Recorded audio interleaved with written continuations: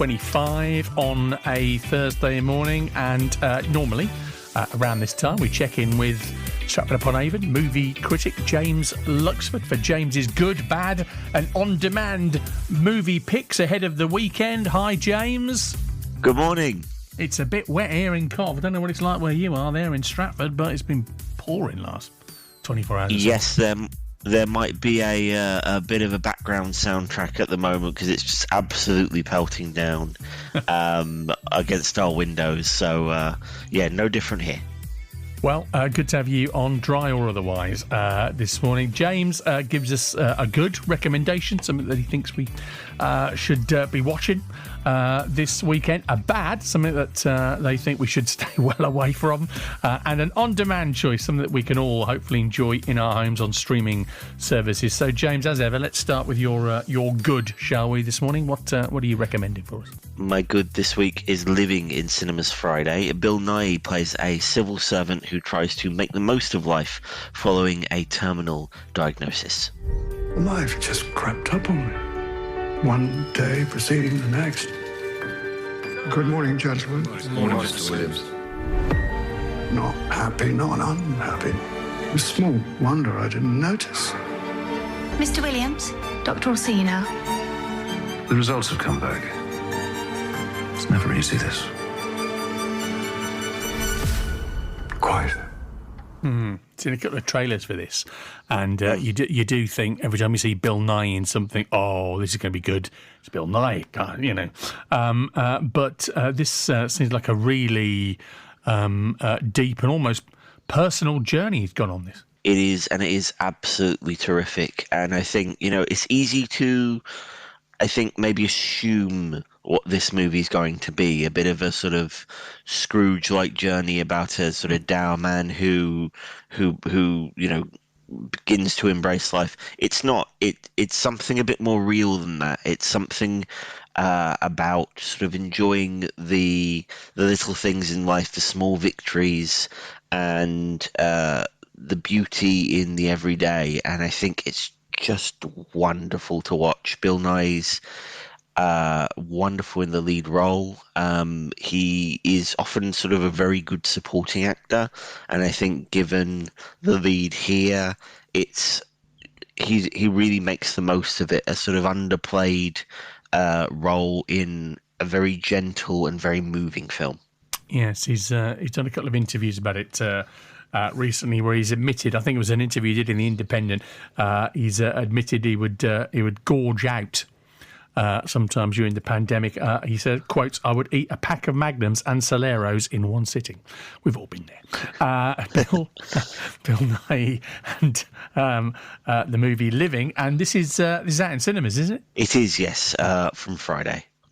Good stuff. So cinemas across Coventry and Warwickshire for that one. That's the good. What's the bad? My bad this week is in cinemas now. It's Smile. It's a horror movie about a therapist who begins to see supernatural visions following the death of a patient. Hi. I know you're nervous. I just want to have a chat. I'm seeing something no one else can see except for me. It's smiling at me. Oh my God!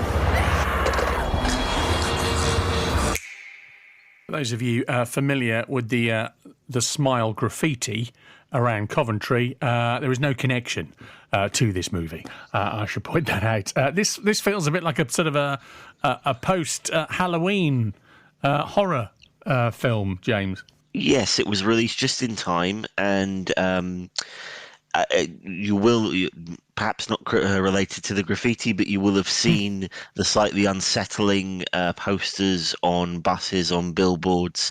And in America, they hired actors to stand in the background of baseball games and on Good Morning America, smiling creepily as a kind of viral marketing stunt, I guess. It's a little unsettling, but the movie itself, I think, is probably just more for shock value than telling a very good story. There's a lot of jump scares in there, so I think if you want something that purely makes you jump out of your seat, this is effective. But for me, the story didn't quite come together as I wanted.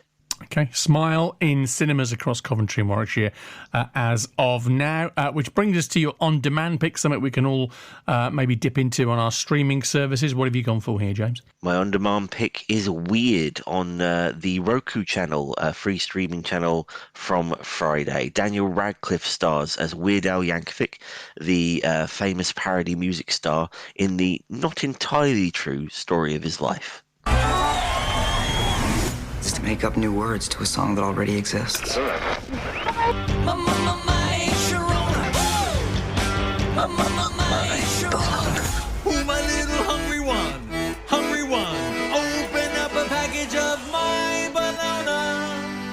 Dude, I've got chills. Probably most famous for his work into the Michael Jackson hit "Beat It" when he recorded it as "Eat It." What's this like? This from that clip alone looks hilarious. It really is, and if you're not familiar, as you say, it was famous for making sort of parody songs of famous hits, particularly in the 80s and 90s. Also appeared in things like the Naked Gun movies with Leslie Nielsen. Very much a beloved comedian / musician in America, and this is just the perfect biopic in that it's a parody of music biopics. It's completely untrue. It's sort of pokes fun at the recent spate of music biopics like Rocket Man and Bohemian Rhapsody, and creates something that's really quite funny. And I think Daniel Radcliffe, who's had a really interesting post-Harry Potter career, is just so funny here in quite a garish, if you know the man himself, he has quite wild hair and a big moustache. He puts those on and really has no problem sort of sending himself up and sending up the music industry. It's just really good fun, and I think if you're looking for something that's going to make you laugh at home, this is a really good shout.